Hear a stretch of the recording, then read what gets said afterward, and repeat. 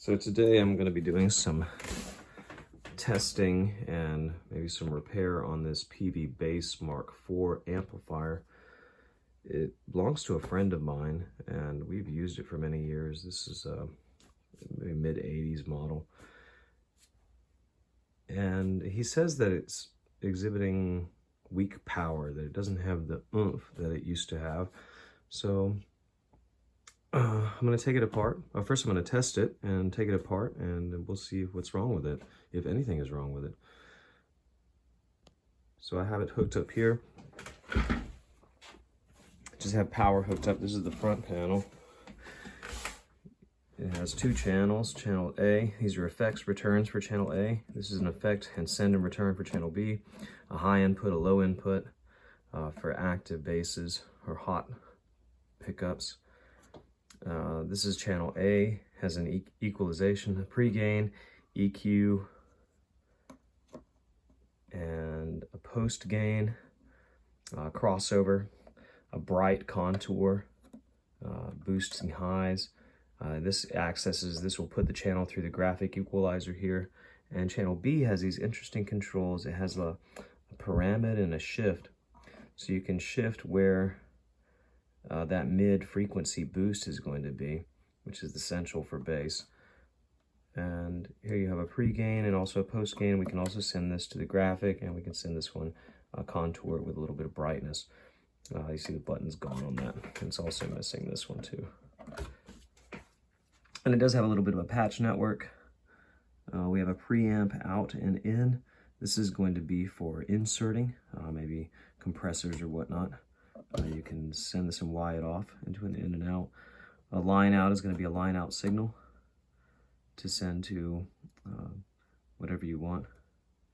Direct out, basically. Here we have, the crossover high out for biamping. You can use these. And here's a power amp input. You would use this if you were to cross this over, so you can take any signal and put it into here and use the amplifier. So if you were using the crossover and this particular head unit, we're going to amplify the low sounds, you would take the high, the low out, and put it back into the amplifier. Okay, that's the front panel. And on the back,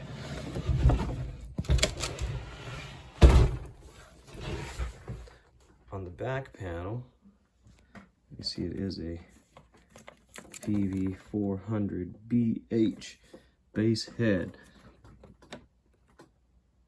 It has two power and two parallel speaker jacks. It'll run as low as 2 ohms.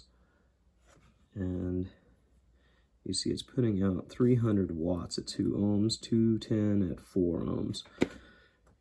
Okay, it's got a giant heat sink there. Factory cable taped up. Well, let's see what happens here. So I didn't mention, but I have this speaker cable. The output, to test the output, I have this running to just a little Fender speaker here that I'm going to test to see what it sounds like, so we can test the output.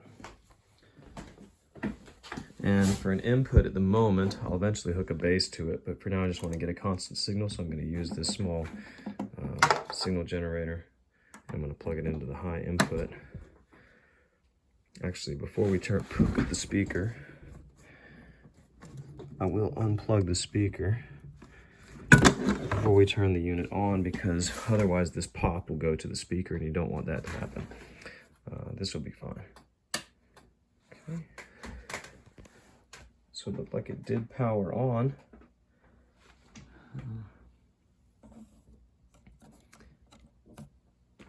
I believe this is a DDT compression light, so if this comes on, that means that it's getting too hot, and it has a safety override inside to help protect the circuitry, so that if it gets too hot or you're drawing too much power, that it will turn on and kill the circuitry or kill the connection, so that you don't fry the circuitry within. So it's like a DDT protection, which is helpful.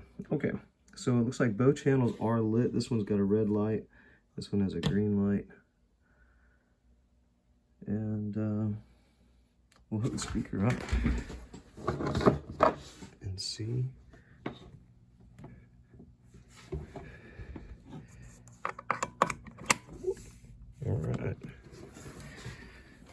speaker up and turn on the test tone. I'm just sending in a mic level signal from this test tone. I don't want to send a line level signal in there, just a mic level.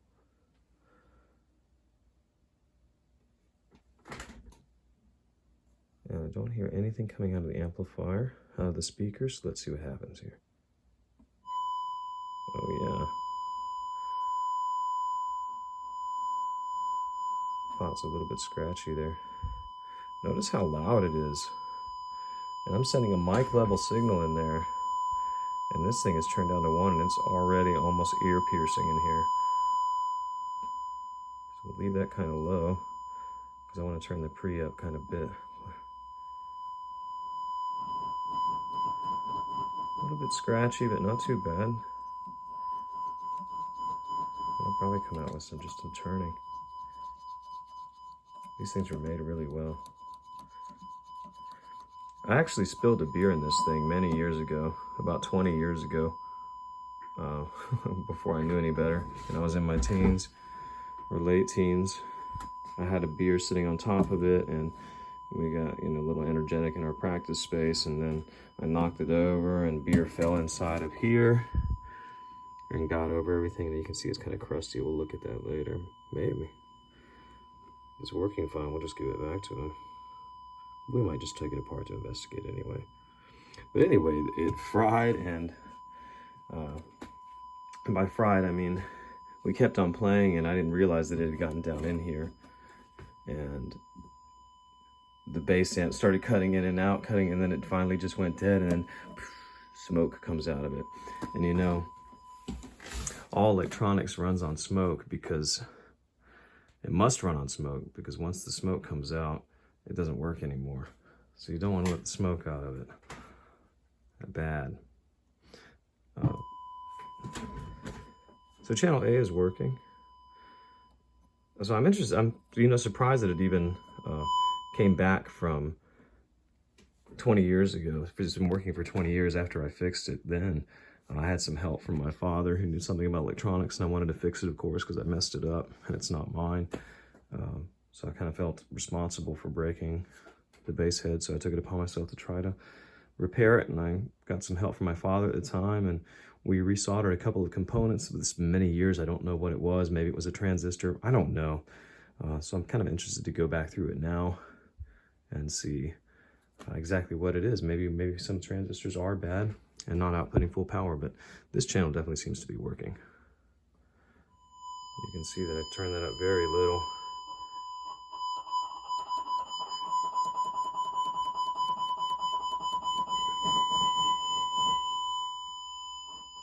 Let's turn the pre-gain really low and the post gain up. That one sounds good. Let's turn them both low. It's very loud. You see, I have the pre-gain down all the way, and still the post gain is, up at 1, and it's already really loud in here. Okay, let's try the low gain input.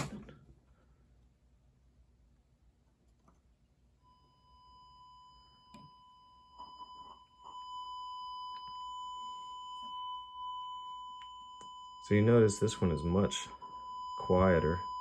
If I leave them in the same place and plug it in here, you notice that's got some boost. That's why it's the high gain input, because if you're sending a low signal, it preamplifies it more through this channel or this input than it does here. So this one has minimum amplification, or less amplification anyway than this input. Maybe we'll just leave it in here to test it. So it seems like they're both working. Okay, now we can test some of these EQs. To test the mid, I'll change the tone to 440 hertz. The first tone you were hearing was a 1000 hertz square wave, and this is going to be a 400 hertz wave.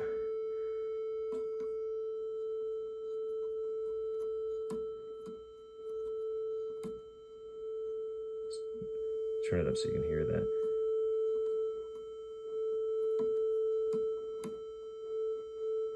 You can really hear it has some effect there. Can't really hear much change there. Not on this tone anyway. It's not that it's not working. This equalization channel is probably just its parameters. The tone is beyond the parameters that this adjusts. I don't know what frequency this is adjusting. And the low is obviously, oh. I accidentally hit the pre-gain.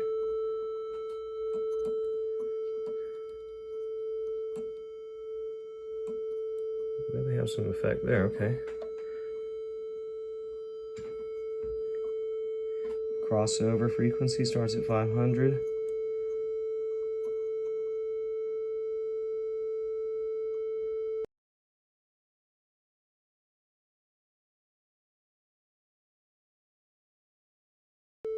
Okay, I can't really test that either. I'll be able to test that better with an instrument. See how the bright changes it?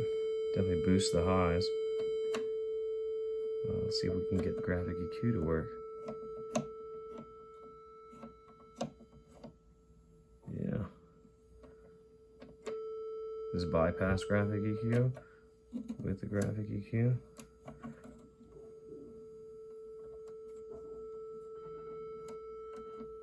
A little bit scratchy, but they work. Once you put it in the position, it'll be there. This is a 400 hertz tone, so this should affect it quite a bit.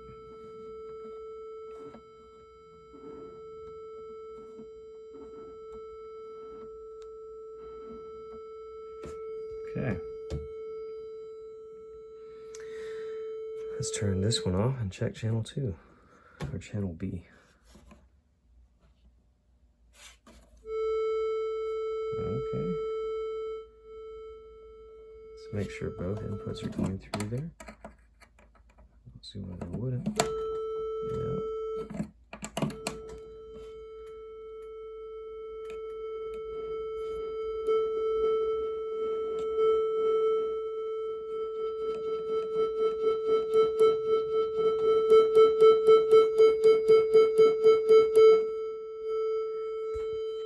So, I'm wondering, I'm turning these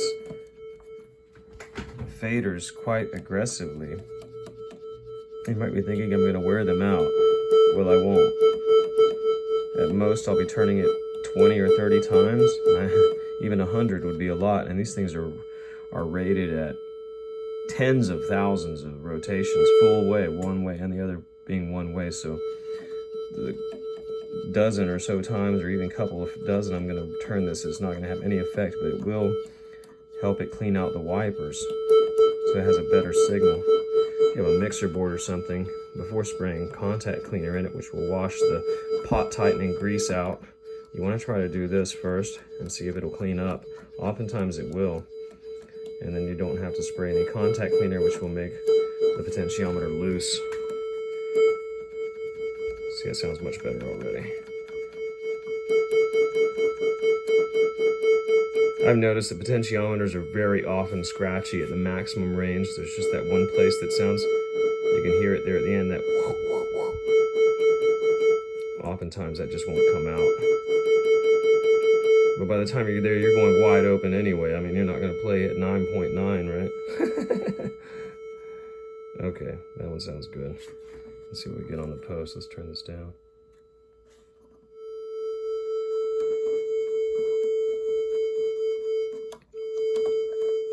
I'm doing this at low volume because I treasure my hearing, and I'm trying not to damage my hearing. You can see that if I were to turn this up, this would be ear-piercingly loud. With some pre-gain and post-gain. And that's going to be some thumping head. It's going to be nice. Okay, let's check the parameters. So here we've got the low, parameter, shift, and high. So this is like a sweepable, essentially this is a sweepable mid filter. You can sweep the frequency of what the mid is going to adjust. Here we can either scoop it, just hanging it down. So right now it's at, about maybe 400 hertz. You see it has a great effect. This is really what makes your tone. You shape it with this so you can accent or take away very specific frequencies. Very handy.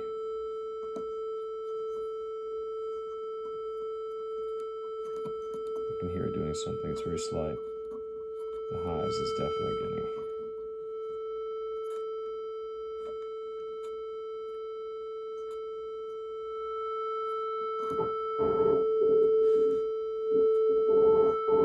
So you can hear the effect that that's having. I'm just turning it up. It's distorting there.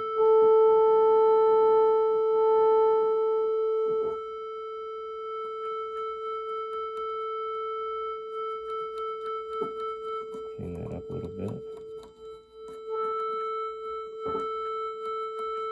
So we'll boost it a little bit so we can hear it. Like this one.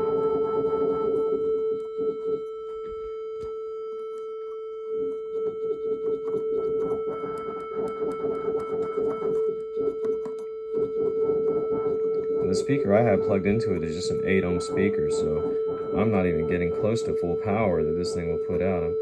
It said it was 300 at 2 ohms. It said it was at, it says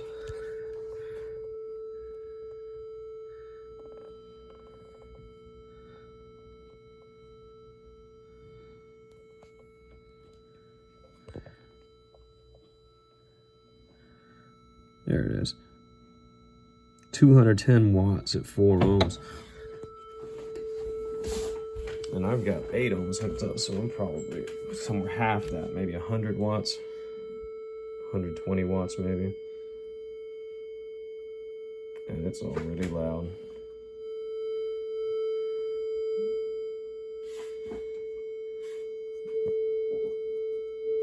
So you can see how that sweeps this band very low. It ranges from 150 hertz at the bottom to 1.5, so you can really give it some nice pop, some brightness.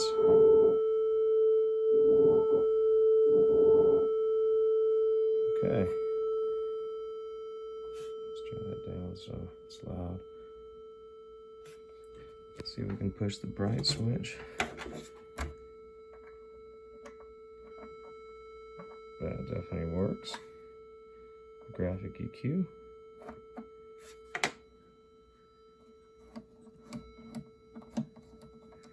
Seems like everything is working. Well, we did have problems at one time with the line out maybe not working properly, so I do want to check that also. And I have another way to check that out. I have some test speakers here that I use for my testing. I know they're Bose, they suck, but they sound good. They're okay. I got them cheap at a thrift store or something, and they serve my purpose, but it could be better. The reason I don't like them is because they don't make them serviceable. They want to glue the housings together, so you can't just take it apart with some screws. They don't want you to take it apart. And I don't appreciate that. I want to take it apart, especially when it breaks.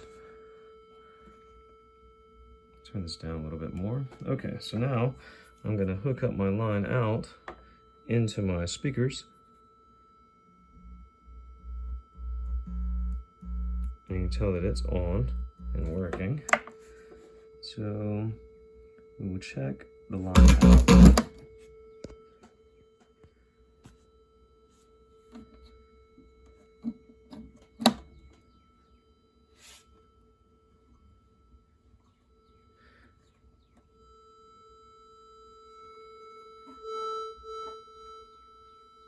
I definitely don't hear anything coming out of the line out.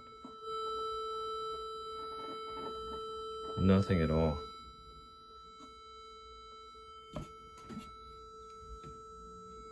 We'll unhog the speaker just to be sure.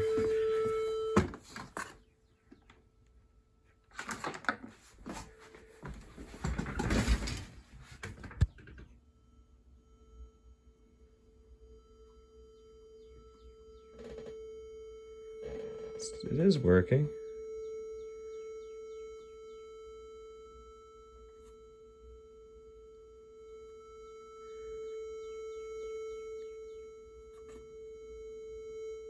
It's very much tied into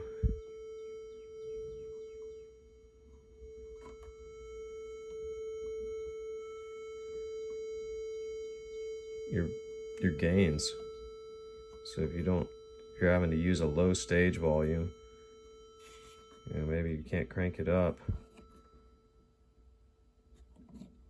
then I can see how that would be a problem, because now the line out, its signal is going to be very low.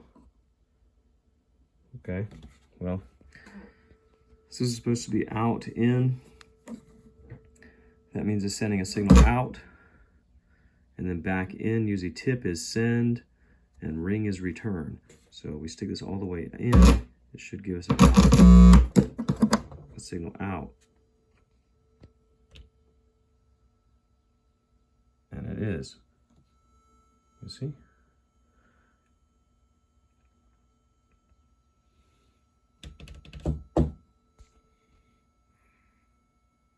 It's nice.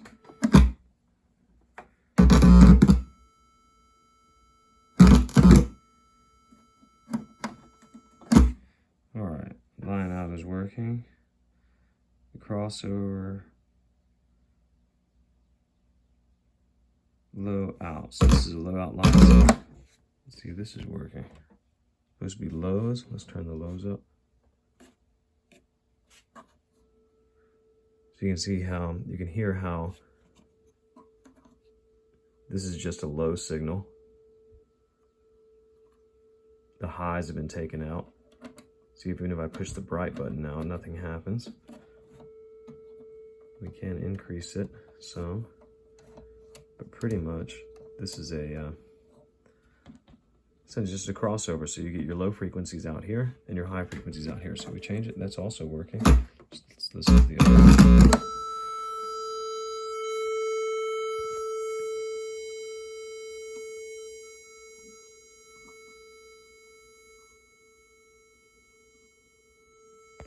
Much louder there.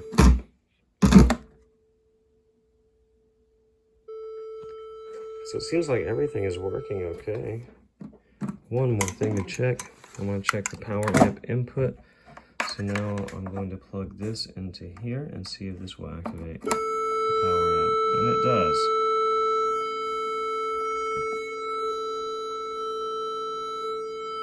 You get no controls for that though. You would have to set that on whatever device you're sending into it.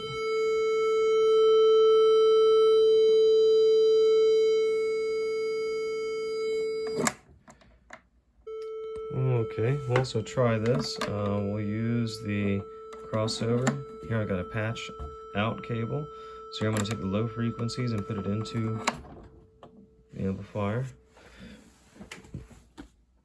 And so now it's just sending the low frequencies out, because I've crossed over the signal. And we take it out of here and put it in here.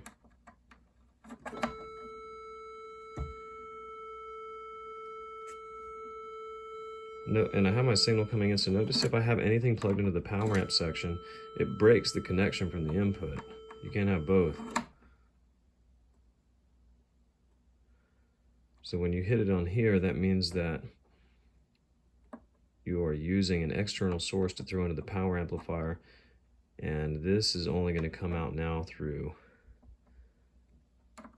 well, here, yeah.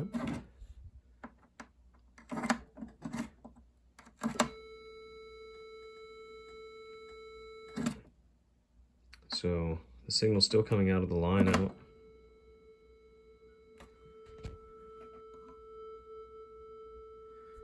And you can also send the crossover, so we could send the lows out, back out to this amplifier, and then you could send the high out to another head unit to your other speaker for your highs. You would send these to your high speakers, and you'd send this one to your subwoofer on your bass rig. Okay, it seems to me like everything is working. I don't see any problems with it right offhand. The only thing now to do is to plug up a bass and see what it sounds like with that. So now we got my bass. I just grabbed this off my wall. It's something I found at a pawn shop many years ago. It's pretty nice. It's a Gibson EB2D.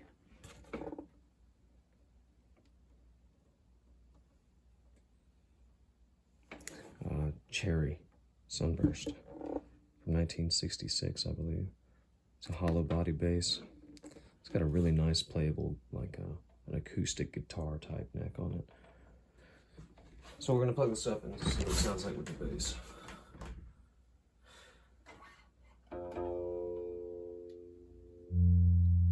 Channel A.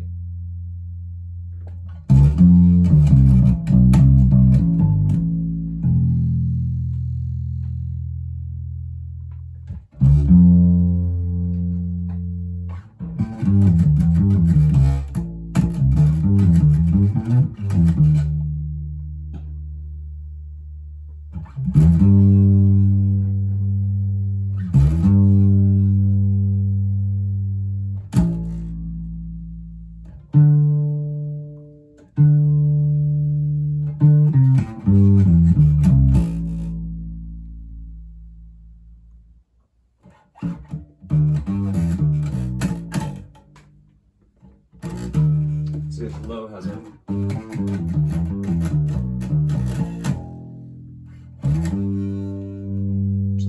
pretty good effect on it. Now consider I'm just pumping this through a 10-inch Fender top, but it still has some pretty good bass tones on it. Alright, that's just channel A. Let's see about channel B, what it sounds like.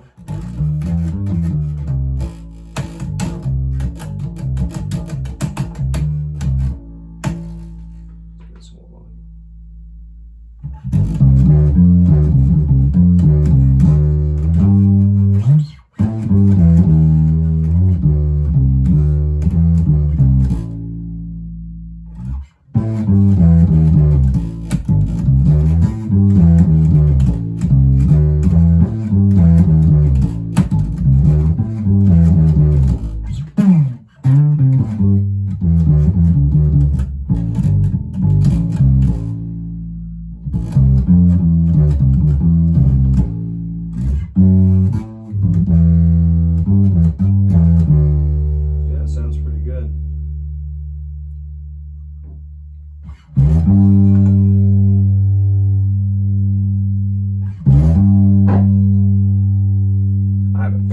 Connection on this guitar.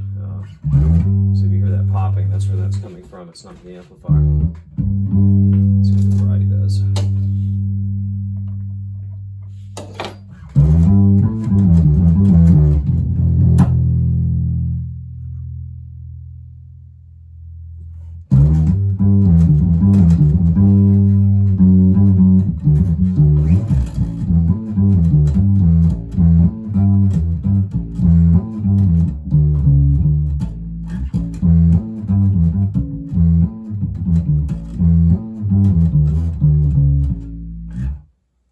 Sounds great. Let's try both together.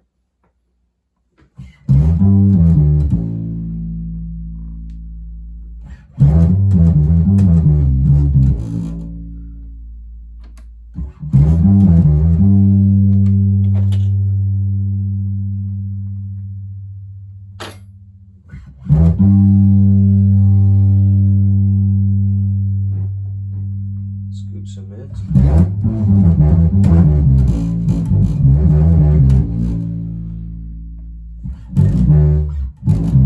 Frequency's destroying my speaker.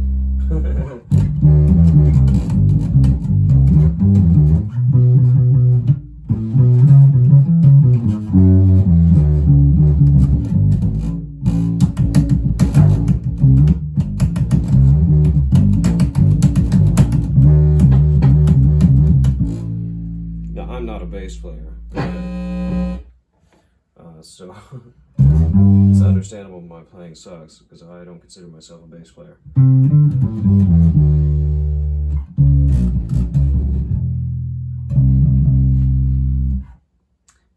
this were my rig and I were using it, I would probably experiment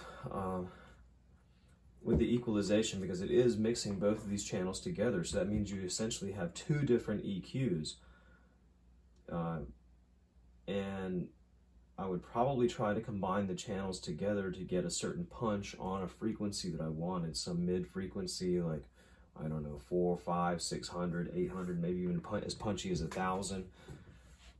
And maybe have one channel just really doing the lows and the other channel accenting my punch. Probably the lower channel, since it has the bandwidth, or the changeable frequency, the variable frequency, so that you can exactly punch in where you want, have the bright, so it brightens it up a little bit, gives it some extra, and then maybe have channel 1 just really covering the lows, so I might knock the highs down completely on this channel.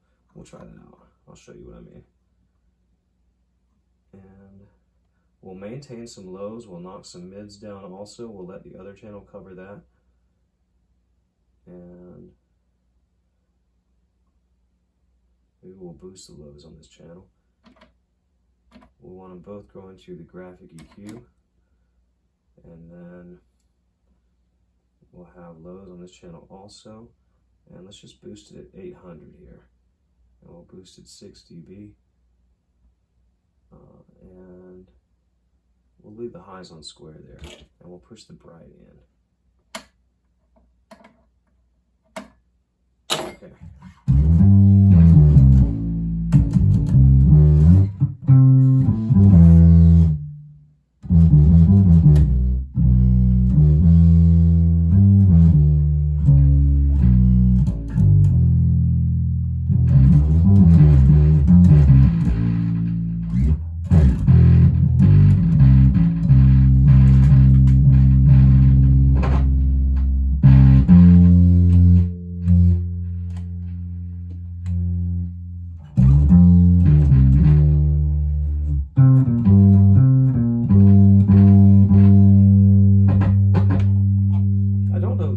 In the speaker is from my guitar. Yeah, I think I'm going to change guitars. We'll try again. So now I'm playing, I hooked up this other bass that I have, and it has its own problems. See, a knob is missing there, but it works. It's a T40. They call it that because it weighs 40 pounds. I'd hate to have to play a show toting this heavy beast. 3 to 4 hours. I suppose it's been done. I've got some flat wounds on it.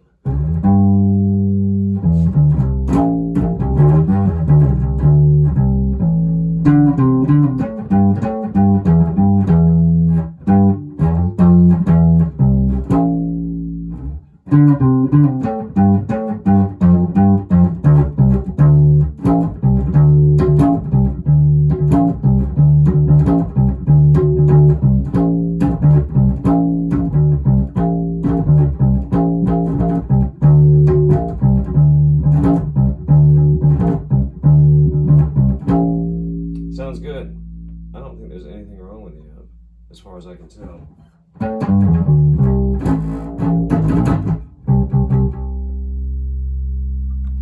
Let's just put the both post gains at 5, both pre gains at 5, like a standard starting place. Let's see what we got.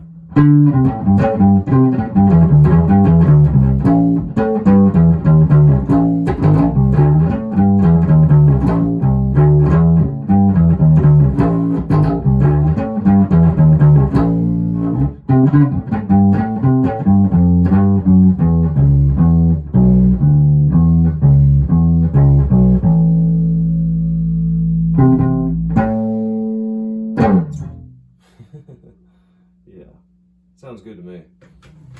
Till next time.